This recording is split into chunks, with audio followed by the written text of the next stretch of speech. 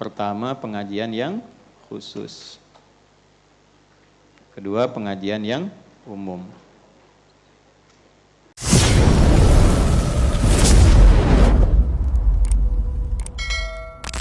Di mana menyelenggarakan dan mengatur majlis ilmu yang disebut majlis ta'lim. Nah, boleh punya dua sifat. Ini yang belum saya bahas kemarin. Sifat pertama, majlisun khas, pengajian khusus. Terlihat dari sana ini? Ya, bagus. Iya, sana ada aja yang lihat tuh. Ya, memang belum saya tulis. Tapi belum saya tulis sudah kelihatan. Itu imannya sudah sampai ke titik yang entah di mana. Pengajian. Ya, belum saya tulis sudah kelihatan. Pengajian itu bisa dibagi dua. Ya. Yang pertama pengajian yang khusus. Kedua pengajian yang umum. Ini. Yang khusus dibagi dua lagi. Ada yang terkait dengan gendernya. Ya.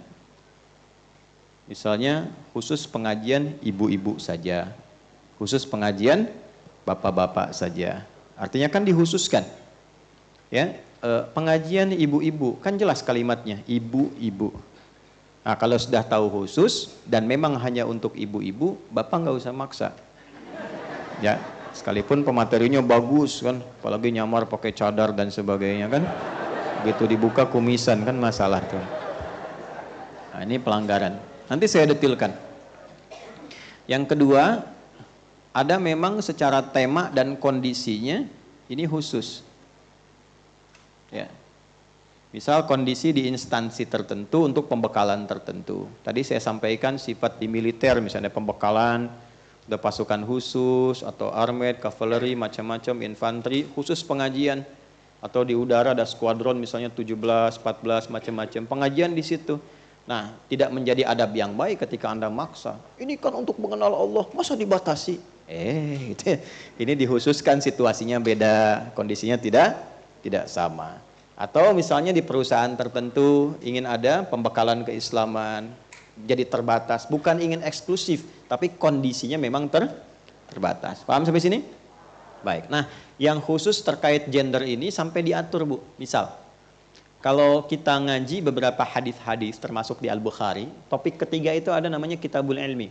Jadi di Al-Bukhari itu ada 97 topik, terus dijadikan sangat sistematis terkurikulum. Ada subtopiknya lagi, diurutkan satu-satu. Itu sampai diukur gini, Bu. Dari harinya, dari orangnya, tempat sampai materinya. Misal, ini ibu-ibu nih. Nabi itu sering milih hari apa sih pengajian untuk ibu-ibu? Ya, ada beberapa yang konsultasi pada Nabi, ya Rasulullah, laki-laki enak benar. Dapat pengajian tentang hadis, dapat arahan tentang ini. Kami bagaimana perempuan? Nabi menyebut, ya udah kumpul di hari ini di tempatnya si fulanah. Itu tempat tuh sampai dirinci. Sampai ke detilnya. Nah, jadi ibu pun boleh tukeran tempat di sini, tapi dilihat dulu yang punya rumah, dia sedang gelisah enggak? Sedang punya masalah enggak? Sedang nyaman enggak? Jangan sampai sudah ada beban, walaupun kebagian ketempatan, tapi sedang punya beban. Jangan dibebani lagi. Tapi dibuat dengan konsep yang lain. Dia sampai sebegitunya. Sampai nanti Nabi melihat situasinya. Oh, si fulanah lagi begini. Itu sampai Nabi katakan, ya ada seseorang yang punya anak dan dia kelelahan merawat anaknya itu. Sampai Nabi langsung komen, ya seorang perempuan, seorang istri yang memiliki 3 orang anak. Si ibu itu punya 3 anak. Lalu mengatakan, Nabi lanjutkan, ya anak itu dididik dengan baik, bahasa tafsirnya demikian, maka anak itu akan menjadi hijab bagi ibu itu di akhirat kelak dari ancaman neraka. Lalu seorang ibu tanya lagi, ya Rasulullah, kalau 2 gimana? Karena anak ibu ini 2. Ya. Maka Nabi langsung jawab 3 kali, isnaini, isnaini, isnaini. Yang 2 juga, yang 2 juga, yang 2 juga. Maksudnya kalau benar merawatnya, didekatkan sama Allah, dikenalkan sama Allah, itu investasi tinggi, Bu. Allah itu nilai, begitu di hari kiamat dihisab, anak-anak itu menjadi hijab dari neraka tuh. Ya, dan dia nanti akan menggandeng tuh. Nanti menggandeng itu di Quran surat 13 ayat 23 sampai 24. Jannatu 'adnin yadkhulunaha wa man salaha min abaihim wa azwajihim wa dzurriyyatihim wal malaikatu yadkhuluna 'alaihim min kulli bab salamun 'alaikum bima sabartum fa ni'ma uqbad dar. Ada anak-anak yang dididik oleh orang tuanya dengan baik, masuk surga, amal soleh, itu diminta oleh Allah gandeng tangan bapak ibumu, ajak ke surga. Terus saudara-saudaramu, adik-adikmu, sampai ke bawahnya. Lalu diperintahkan malaikat berbaris di setiap pintu surga, ucapkan selamat kepada rombongan keluarga ini. Malaikat mengatakan, salamun alaikum, catat ini ya, bima sabartum. Selamat ya bu, selamat pak, karena anda sabar menjalani itu saat di dunia. Ini sabar. Itu kalimat mahal. Temanya pun diatur. Jadi sampai sebegininya gitu, dalam Islam tuh sampai sebegitu. Jadi ibu tuh kalau bikin pengajian, gak usah tinggi-tinggi. Bahas pengajian, dibahas fikih jihad. Ya, bahas tentang peningkatan ekonomi. Udah ibu di rumah ngaji gimana caranya jadi perempuan yang baik. Ayat-ayat, hadis-hadis tentang jadi ibu, jadi istri, jadi anak. Apakah boleh perempuan kemudian bekerja, profesi apa yang dibolehkan, seperti apa syaratnya, itu yang dibahas. Jangan dikira sendirian, zaman Nabi itu ada yang perawat, ada yang dokter. Jangan salah loh. Sayyidah Aisyah itu seorang ahli di bidang kedokteran. Sayyidah Fatimah itu ahli di bidang perawatan. Beliau seorang perawat. Itu ada nasabnya. Ya, ini ada turunan-turunan. Sama dengan tema-tema khusus, saya sering sampaikan. Ya, teman-teman misalnya yang pebisnis nih. Pebisnis, pengusaha, kenapa sih nggak ada kajian khusus membahas tentang dunia usaha? Keluarkan ayat-ayat khusus membahas tentang bisnis. Hadis-hadis pedoman tentang berbisnis bagaimana. Keluarkan, inilah yang dimaksud tematik. Anda yang mahasiswa-mahasiswa, kenapa nggak kumpul? Keluarkan kajian tentang bab ilmu. Ayat-ayat yang bisa menghadirkan akselerasi pengetahuan. Gimana caranya menghafal dengan cepat. Menghafal dengan mudah. Bagaimana caranya menghimpun ilmu yang berkah. Menguasai berbagai bidang pengetahuan.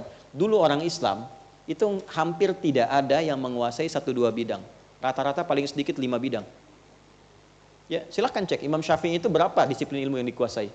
Bukan hanya tafsir, hadis, fikih, ya, usul fikih, sejarah. Beliau itu juga khatam dalam bab kedokteran. Ya, ada yang sampai juga ke bidang-bidang fisika. Ya, Anda kenal misalnya pernah dengar Avicenna itu? Ya kan? Ya. Pernah dengar Al-Kindi, Al-Farabi, ya kan? Al-Ghazali dan turunan-turunannya. Itu bukan 1-2 bidang ilmu. Siapa dokter yang paling terkenal dalam dunia Islam? Ibnu Sina, nama baratnya Avicenna. Orang taunya cuma bapak kedokteran. Itu anak ini dari kecil sudah didekatkan oleh orang tuanya menjadi ahli Quran. Itu ahli Quran, hafal Quran 30 juz. Dan orang tua kita dulu yang disebut pahlawan-pahlawan nasional itu manhaj. Metodologi cara mengajinya diikuti seperti itu. Pernah dengar Kiai Haji Agus Salim? Bukan hanya diplomat kan, yang sangat unggul, sangat ulung, hafal, menguasai banyak ragam bahasa, sangat luar biasa dalam diplomasinya, tapi kenapa tidak pernah diviralkan bahwa beliau itu seorang kiai yang hafal Quran dan tafsirnya? Dulu lengkap. Ya, maka silahkan yang belajar nih sekarang. Gak apa-apa Anda belajar agama tafsir, tapi kuasai bahasa juga. Bahasa Inggris kuasai. Ya, belajar bahasa yang sekarang berkembang apa? Cina, belajar bahasa Mandarin. Belajar bahasa Rusia. Belajar, tingkatkan, buka gerbang pengetahuan. Ibnu Abbas itu belajar bahasa Persia 3 hari. Dikuasai. Terserah Anda bilang terserah Anda. Pokoknya 3 hari itu selesai. Nah, gimana caranya? Nah itu nanti ada babnya, makanya ngaji, belajar. Belajarnya yang betul. Ya, saya bicara begini karena ketika dicoba baru dapat sedikit tuh rasanya beda gitu. Rasanya beda. Oh ini loh rasanya enak banget. Ya. Nah, ini poin yang mau saya sampaikan, ini pengajian khusus. Nah yang umum ini seperti ini. Pengajian-pengajian umum, tabligh akbar dan sebagainya itu sifatnya beda-beda. Ya. Nah, sifatnya bisa berbeda dan nanti yang sampainya pun bisa tidak sama. Kalau saya kan sifatnya selalu mengatakan ngaji. Ya, saya sebetulnya tidak terlalu cocok yang tabligh akbar kayak show begitu, nggak terlalu ini. Ya, selain tidak terlalu cocok, mungkin tidak terlalu apa ya istilahnya, frekuensinya nggak terlalu pas. Kalau dengan saya senangnya ngaji begini. Ya, supaya ada kedalaman gitu ya. Kalau sifat tabligh akbar itu biasanya umum, yang sampai mungkin 1, 2, 3 pesan umum-umumnya. Orang datang, tahu, pulang lagi. Itu bagus, manfaatnya ada, cuma segmennya bisa beda-beda. Yang mau saya katakan, kalau Anda mau bikin pengajian, surat ini menjadi dasar bagi kita untuk meluruskan tujuan. Apa misi yang mau dicapai, targetnya apa. Jangan sampai bikin pengajian baik di rumah ataupun tempat tapi nggak jelas. Yang mau diraih apa? Objeknya siapa? Yang datang siapa? Materi yang mau dibahas apa? Jadi usahakan buat satu kurikulum yang terukur sehingga baik itu memulainya, menjalani sampai hasilnya bisa optimal didapatkan. Jelas sampai sini? Ya kan? Nah, inilah yang kemudian Nabi saat mengajar di kalangan khusus, tapi yang dibahas materinya materi standar umum tentang Allah, tentang mengenal Allah. Maka menjadi sifat umum kan? Ketika menjadi sifat umum, maka ditunjukkanlah dengan kedatangan Abdullah bin Abi Umi Maktum.